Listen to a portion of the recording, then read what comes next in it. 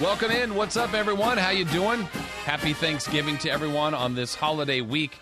And we are here for another edition of the Stingers Up Sacramento State Hornet Football Podcast. I'm Jason Ross. We do hope everybody has a great Thanksgiving and is enjoying time with loved ones, family, friends, and looking out for one another, being safe, being smart, and having a good time, and just rejoicing in what we have all experienced this year in Sacramento State football. What a year. The Hornets did it. A perfect 11-0 in the regular season. Today on the podcast, we'll recap the thrilling Causeway Classic. We will look at the playoff seeding and draw. We will hear from head coach of your Sacramento State Hornets, Troy Taylor, and some awards to be given out as the Hornets, because you win, you get attention. Lots of hardware for the Sacramento State Hornets 2022 team, and all well-deserved. We'll recap all of that on the podcast, but we got to jump into it because the Causeway was so good. I'm still feeling a buzz, pardon the pun, over that night and that game and that day. It was just an overall incredible experience, and a lot of credit, certainly on the game, it goes to the players and coaches. But Sacramento showed up, and Davis showed up in front of a record crowd. That atmosphere, if you were at the game, if you listened to it on the radio, or if you watched it on television, incredible. Tailgate before the game was as large as I've ever seen. It took us longer to get to the stadium than normal, and we were there plenty early, 2.5, almost 3 hours early this last weekend. And standing room only, basically, both sides full, 23,000 plus. And by the way, with that home attendance, with the Idaho fourth largest crowd of the year, the Montana game, homecoming, the season opener, the Hornets set a record for their largest attendance all year as far as season average, 15,502. which in all the FCS teams was 11th highest. So you win, they will show up. The schedule was good for home games, to have Montana, to have an improved Idaho team, to have homecoming separate from that, the home opener, and then, of course, the Causeway. But the fans still showed up, and you showed up for a great product. And congratulations once again to the Hornets on an awesome year. But let's look back at the Causeway. Boy, did this go back and forth. Let's start from the beginning, though. Opening drive, Hornets take the ball, they go right down the field, but they would get a first and goal and would need all 4 downs to get in the end zone. Well, Troy Taylor's going to go for it this year on 4th down. Sacramento State has converted 10 of 16. This is a big one. Down at the Aggie 2-yard line, Asher O'Hara is back in. He's got Scadaboo in the backfield with him and Fulcher. Huge momentum play here early in the football game. Snap will come into O'Hara. He'll toss an end around to Fulcher. He's got to get the edge. It's a sprint. You're not going to catch him, I don't think. Oh, he gets in! Touchdown! Sacramento State, he had the angle, then stopped, cut it back, and he crossed the goal line for the game's first score. Well, it was touch and go. You said you're not going to catch him, and when you said that, I was going, they might catch him. And then instead of trying to get through the outside, Fulcher cut back inside, which led to contact, but he got in the end zone. So after an Aggie field goal, remember the game's now 7-3, the Hornets would drive again and would extend the game to 10-3. But Zenkowski missed his first 2 kicks of the season, but since then has made 12 in a row. And this is basically an extra point distance. Yeah, his last PAT that he made set the school season record by himself. He's had a great career. He's one of the seniors that was honored today. Snap, placed down. The kick on the way. A little poop shot. Goodness. Just directional kick, and he splits the sticks. It's good. Field goal for the Hornets, so they extend the lead back to 7. It's now 10-3, 4:51 left first. So it started to feel like the Hornets were the better team and looking better, but they couldn't truly get separation until this play when Asher O'Hara would call his own number, and the result would put Sacramento State up 2 scores. O'Hara will keep it. O'Hara to the 15. O'Hara to the 10. O'Hara to the end zone. Touchdown, Asher O'Hara. The streak continues. 19 yards out. And for the senior quarterback, he has rushed for a touchdown in all 11 games of the regular season. Hornets lead 16-3. Felt like this game had so many different swings of momentum. Right there at 17-3, it felt like Sacramento State, if they could get one more stop going into the half, it might be real trouble for UC Davis. Davis had a big 3rd and 10 on their drive before the half. They converted it deep in their own territory after several punts in a row, and then they were on the move and would score right before half, proving to be very big for the Aggies. So with 30 seconds left and all their timeouts, Davis will run it 2nd and goal. They quickly get to the line of scrimmage. 25 seconds to go before half. Clock is running. Hastings has Larison in the backfield now, so it's a full house. They give to Gilliam. He runs left. He's in. Touchdown, basically untouched, and the Aggies score with 18 seconds left before the half.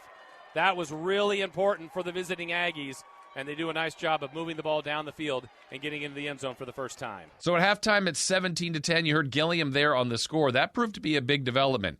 In the first half, a huge hit by Armand Bailey on Castles, the tight end, a big tight end for Davis. He left the game, did not return. That was a big hit. Then also we saw the departure in the second half, early second half, of Yolonzo Gilliam, their leading rusher and all-around best offensive player. He did not return. So the Aggies were down key pieces to their offense. But still, they would get a third-quarter field goal. So it's 17-13.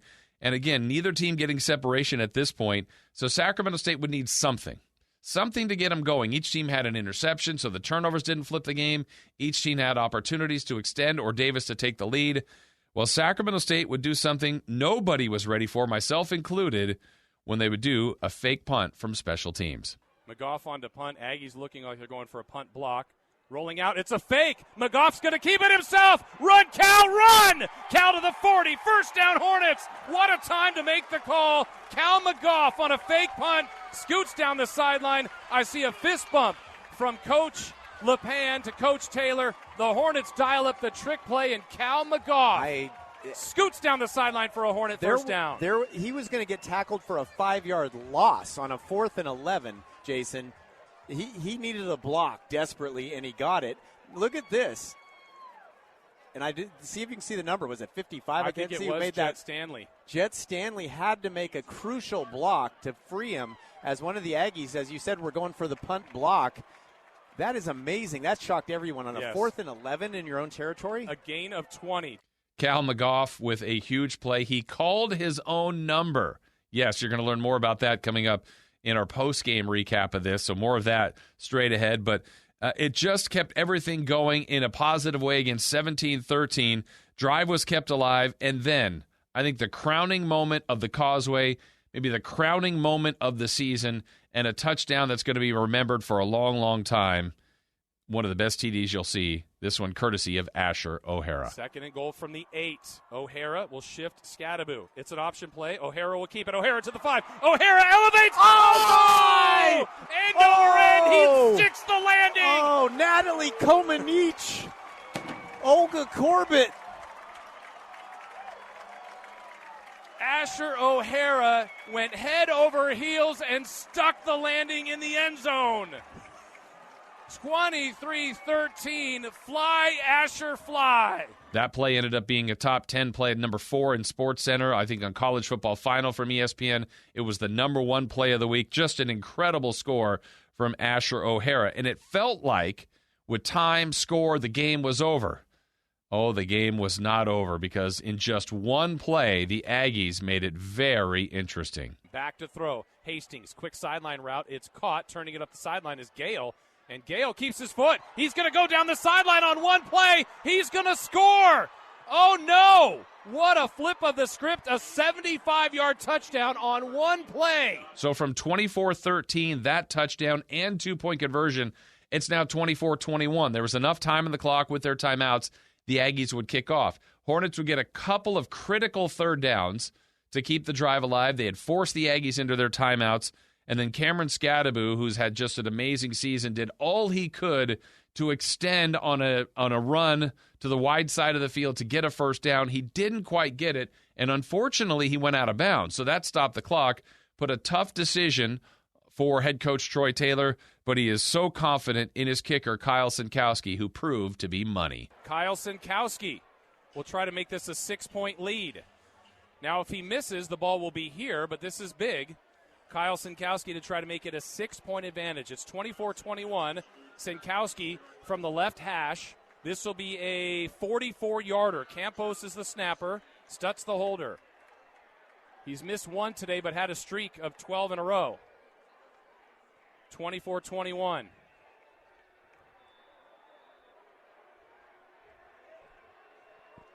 On 4th down. Snap comes in. Ball placed down. The kick has the distance. Gotta go. He got it. It's good. Kyle Sinkowski. Just enough. Who took the air out of the football? So the Hornets are up 6. Aggies are out of timeouts. They called a double reverse, kind of multilateral play on the kickoff, which really cost them time and yardage. They had to start deep in their own territory. In fact, inside the 10, they would make it interesting. They still had time left and one last chance. Clock will stop to move the chains. 14 seconds to go. Aggies now can throw it to the end zone from here. Ball has been set. Clock is not running. Now it does. 10 seconds.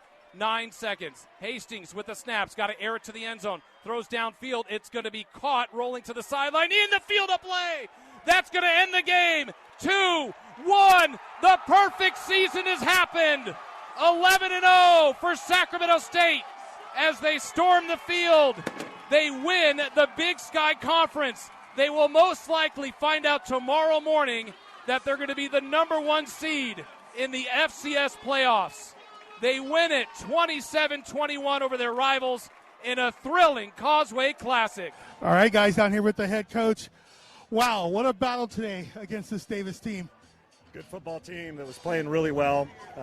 It took all 4 quarters, but just proud of our guys. And there were a lot of moments there. It could have went either way, and our guys just continued about like they've done since we've been here 3 years. For 3 years now, they just I guess 4 if you count the COVID year. Yeah. But still trying to figure that out. But really proud of our coaches and our players, and just really happy for the city of Sacramento. It's good to see them celebrate.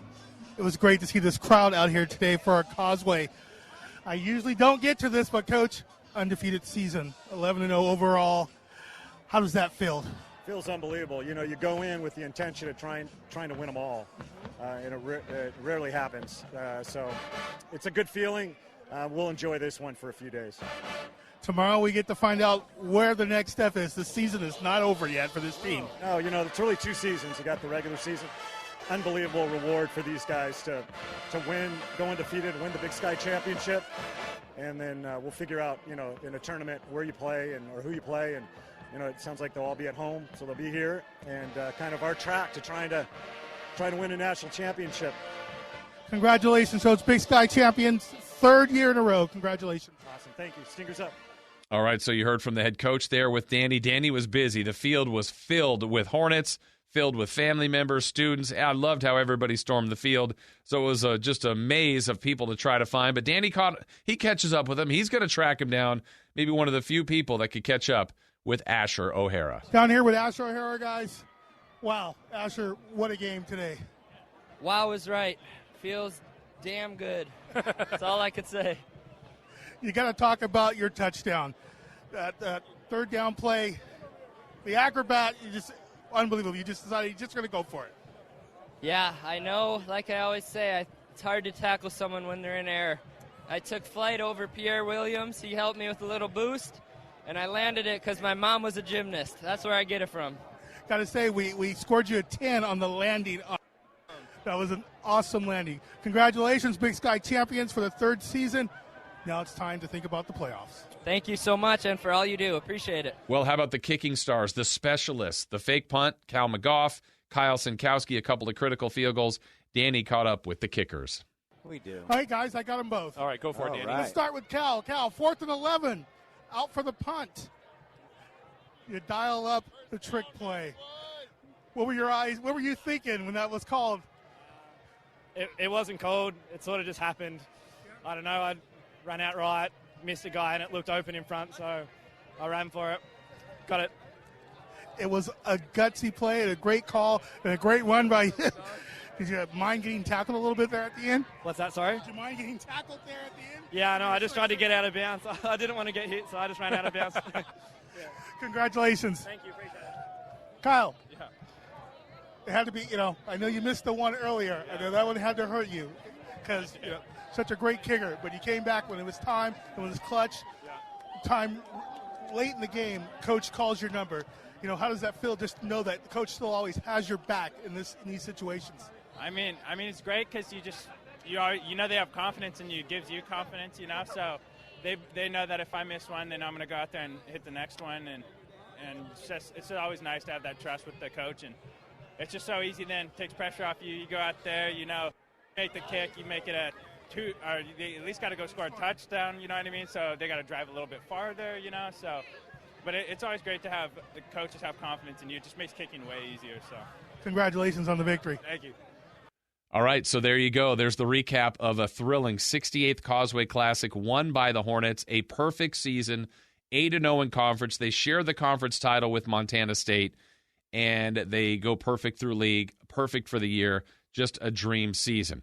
We had said on the call and on the postgame that we were most certain that the next morning at the senior banquet and at the selection show that the Hornets would be granted the number 1 seed. I have to admit, I'll say it, I was disappointed the Hornets were not. I don't know what else they could do. I mean, most people consider the Big Sky one of or the toughest conferences in FCS. So it's either number 2 or number 1. They went undefeated. And in my mind, if South Dakota State or North Dakota State went undefeated, there's no doubt they're number 1. South Dakota State lost a game. Granted, it was to Iowa, but they lost a game. The only other 2 comp teams that they played, both played UC Davis. South Dakota State played them at home and won by 2. Sacramento State played them at home and won by 6. And then both played Northern Iowa. And South Dakota had to win on a walk-off at the end, and the Hornets won by 16. I trying to even take my Hornet bias away from this, I don't understand how the committee did not have Sacramento State number 1. There's some popular belief that the committee may have wanted the Big Sky and the Missouri Valley away from each other, meaning South Dakota State wouldn't have to face North Dakota State until the final, which is very possible. I still think they could have left it that way and had one at 2 and the other one at 3, which is what a lot of people thought going in, with the Hornets being 1 and then Montana State being 4. Instead, it was South Dakota State 1, the Hornets 2, North Dakota State 3, and then Montana State 4. All told, 5 Big Sky teams made it. I don't think Montana should have. That's my personal opinion. They're 7-4. They were a good football team.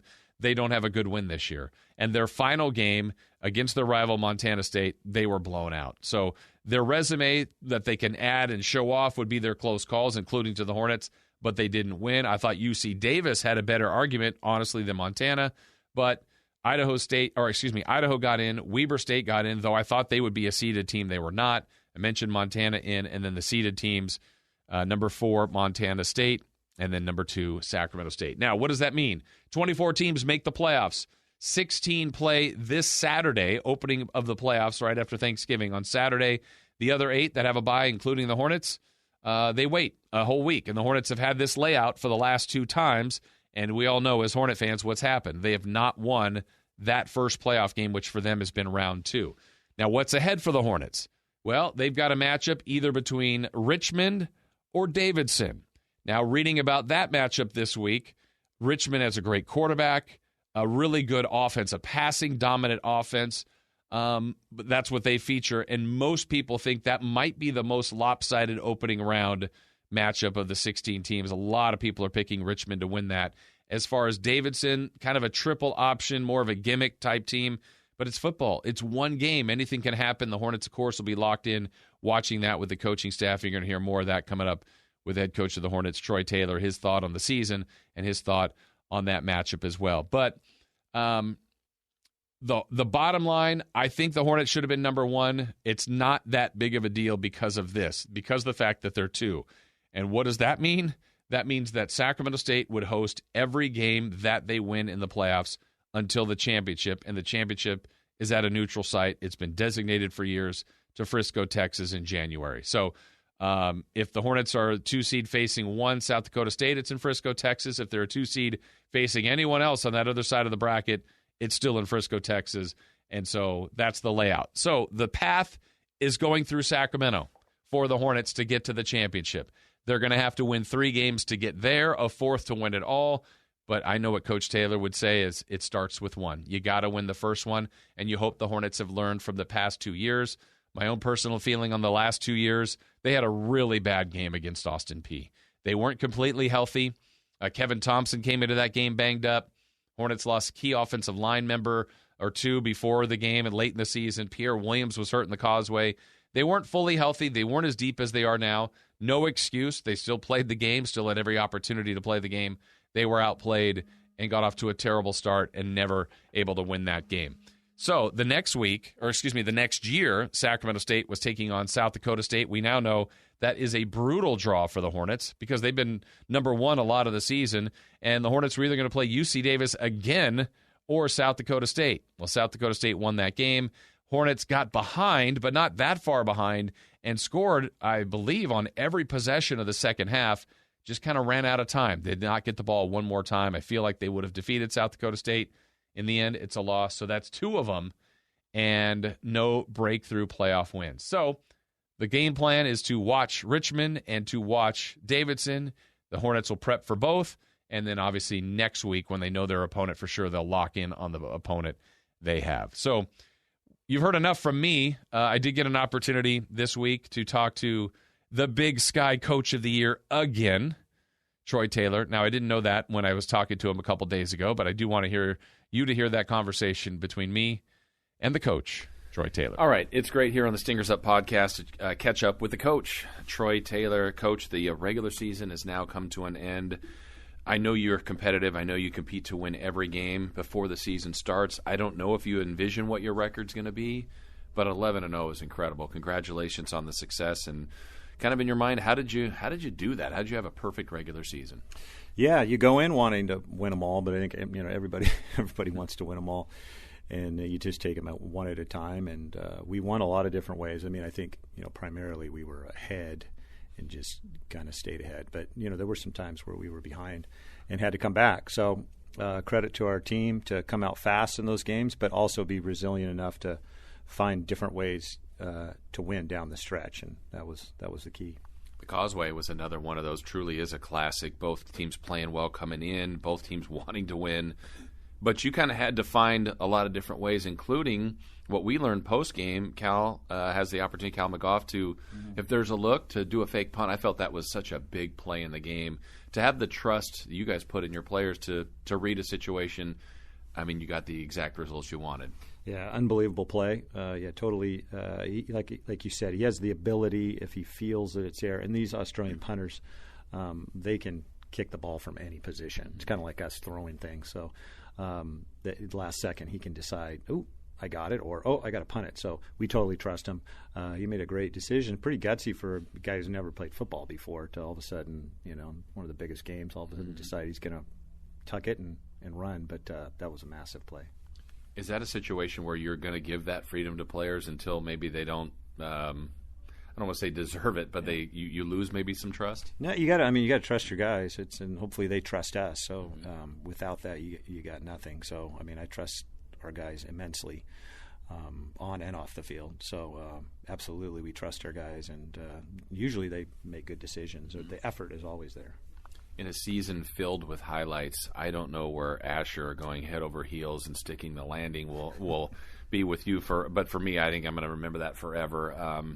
I'm scared when he's up there. What's your reaction when he takes off like that? I like the ball in his hands. He makes good decisions. He's great around in the red zone down near the goal line, and he just always seems to find a way. Sticking the landing was pretty incredible. The atmosphere too. Look, you're worried about coaching. You got decisions to make on the fly. I don't know if you have any time to just stop, pause, and look and go, man, there are a lot of people here. Absolutely, yeah. There's spots throughout the game where you check, and the last 3 weeks have been incredible. This obviously was the pinnacle, but the goal was to activate the Sacramento area to get behind us, and they've certainly done that, and we just need them to keep doing it into the playoffs. So you wait for a selection show. You know you're in. You win the conference title again. So back-to-back-to-back titles. You know you're going to be near the top. I personally thought you're the top. You don't have to comment on whether you should be or not. I don't know what else you could do. But now that you've seen the seedings, and what's important is to be number 2. At least home field will be at Hornet Stadium throughout until the championship, if you guys are so fortunate to get there. What did you think of the layout that you have? Yeah, I thought it was good. You want to be the top seed, but as long as you're in the top 2, you get home field, and then you hope you've been rewarded from what you've done for a decent, a good season. Last year I thought it was an unbelievably tough draw. South Dakota State had basically had the national championship for a few minutes before they lost it, and so that was an incredibly tough draw. But the playoffs, you're gonna have to play good teams. You're gonna have to beat good teams, and there's no way around that. So no matter who you're playing, and Davidson and Richmond are both really good teams. We'll find out who we play pretty early Saturday, and then we'll prep for them. But yeah, I feel good about where we're at, and we got to play well. We got to stay healthy. It's a lot of things going into winning a tournament. but I think we're positioned well to make a run. You get rewarded with the bye. I think that's important, too, because, 10 weeks in a row of playing, you get some rest. I don't think it disrupts any kind of rhythm, but what do you think the value is of having, after 10 emotional weeks of football, having a week off? Yeah, I think it's important. We're pretty healthy, but guys it's a physical game, so they get a little dinged up, and so we definitely have some guys that will get some needed rest. Physically, we're going to mentally and emotionally, and then physically as well. We're still going to get some work in. We don't want to establish any rust or, throughout this week. We want to make sure we stay sharp, but we're also smart. So, and then we get a jump. We get to look at both teams and prep a little bit, and then really focus in on Sunday. Looking back at the last 2 years in the playoffs, 2 years ago, I think you'd said it was a bad day. It did not go your way for Austin Peay. They deserve credit for that, but not a typical Hornet game. And you already referenced the draw. It was difficult last year, but it felt like if that game's 5 more minutes, I think you get them. But what did you learn about whether that's prep for or emphasis of a playoff game coming off those last 2 years? Yeah, as you said, the 2 years were completely different. We were not as deep a team our first year, and then we lost, Pierre Williams and the Causeway and one of our offensive linemen, and Austin Peay is a very good team. So, and then last year with South Dakota State, we had a chance. We started out slow and then had a chance at the end, but they're a phenomenal team as they proved again this year. So, no shame in losing to those guys. I think probably the things that I've looked at is that maybe we gave our guys too much time off in the last couple of weeks. And maybe we started out a little slow. Your central nervous system, when you sit around and don't do a lot, it just starts to slow down. And then when you come back, you got to activate it and get it going. So we're going to take it a little bit different. We're not going to kill our guys, but we're going to get some work in, just about every day, get them fresh, but also keep them sharp. So that work you're talking about, you don't know if it's Richmond, you don't know if it's Davidson. Is it more on kind of Hornet game plan stuff, refining what you do well? Yeah, I think we're kind of looking at least offensively, we're looking at all the stuff that we did really well. What are the things that we haven't done as well, and then see how that fits in to either of these opponents. So I think we always try to take a look at ourselves, see where we're at, what we're doing well, try to add on to that or emphasize it, and then mix that in with your opponent. I know you and your coaching staff are already dissecting both teams. How much of that will you implement to the players in actual game prep this week versus next week when this is the team we're playing? Yeah, we'll definitely start immediately. We've already started watching one opponent pretty exclusively, and then we'll move on to the other. And we will work. It'll be part of our practice, not the whole practice. As far as the conference in general, you win another conference title. You share it with Montana State, the one team you didn't get a chance to play. It's such a good conference. I know you're worried about the Hornets, but to see Weber in, Idaho in, I was personally stunned about Montana. I thought Davis could get in as well. What did you think about just their seeding and the way the conference draw went? Yeah, it's good to get teams in. I was disappointed for UC Davis. I thought they deserved it. I thought they were penalized for playing a really tough preseason conference, and that's disappointing to see because I think you should be rewarded for playing tough opponents, but that's too bad. It really is. But the other teams, hopefully everybody will play well in the playoffs, and maybe we'll get a chance to play another Big Sky team. You have to compartmentalize so many things right now. You're worried about the team. You're worried about the game planning 2 teams you're looking at. It's also a hot time for recruiting. How are you parceling all this right now? Recruiting is one of those things that goes on all year, so it never stops. Obviously, when you're in the midst of the season, the emphasis has to be on both, but you're really focused on winning the football games. But this week also, we, especially with the transfer portal, that's a thing. It's not waiting around for you, so you gotta peek it and see the things that you want. And there's certainly things that we're looking for, but you gotta be able to multitask for sure. And then as far as, it's another factor. It's life, and you guys, when you're in football, it's all football. But holidays are here, Thanksgiving. I guess the players get a chance to at least get a little time with some family this week. Yeah, absolutely.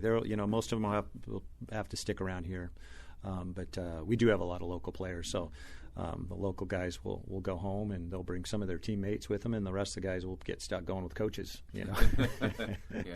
Is everybody trying? Who's the best cook on the staff? Like, whose houses are everybody scouting for? That's a great question. I would say the guys that would probably be the best. I'd say Andy Thompson is a really good grill guy. Yeah. Cherokee's a good grill guy.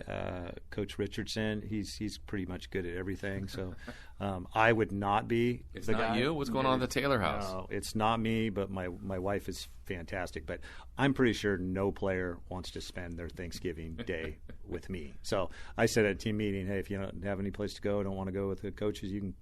I'm sure you'd have a great time coming to my house. And they all laughed. I got a little bigger laugh on that than I would have liked to. Yeah, but I was right. I don't know who wants to spend their time with their head coach on their house. Probably no one. See, I would gravitate to you, Coach. Why is there no love for the head coach here? I think it's kind of like you're the principal or whatever. Those you sit down at a table. Nobody really wants to sit down with their boss. So, but my wife is a great cook, so they're making a mistake. Yeah.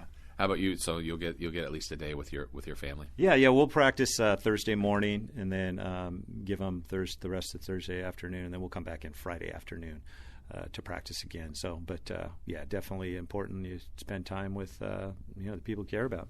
Will you watch the Richmond and Davidson game as a team, or is that if they want to watch it, they watch it? Yeah, we'll watch it. Probably as individuals, and then we'll get the game tape and watch it a ton. So no team. We're not going to do anything as a team, but I'm sure most eyes will be on it. Yeah. Well, Coach, it's been an awesome season. I know that as you referred to this as a second season, I think your players are all dialed in.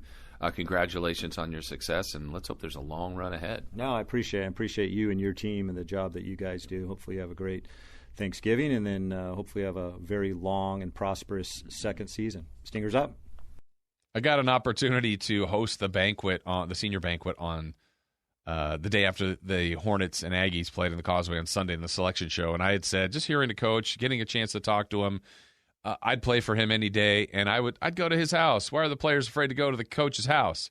We know how that goes, though. But hopefully all the players, the coaching staff, all of you out there have a great Thanksgiving, and the Hornets deserve everything that has happened to them. A great season, and on Wednesday before Thanksgiving, found out that a school record 17 players earned 18 All-Big Sky team honors, and 9 players on the first team, 4 on the second team, 4 more on the third team. Here's the layout, and there's some big-time hardware that was handed out. For the first time in school history, Sacramento would end up sweeping the individual awards. Running back Cameron Scadaboo, who had an awesome year, won the rushing title in the conference, was named the Big Sky Offensive Player of the Year. And Marte Mapu, who was nickel back, he plays some linebacker, some corner, some safety. He was named Defensive Player of the Year. And as I mentioned, Troy Taylor was named Coach of the Year. It was actually a co-honor for him, along with Montana State's head coach. But for Taylor, that's an award now in 2019, 2021, and 2022, all years that he's coached this team.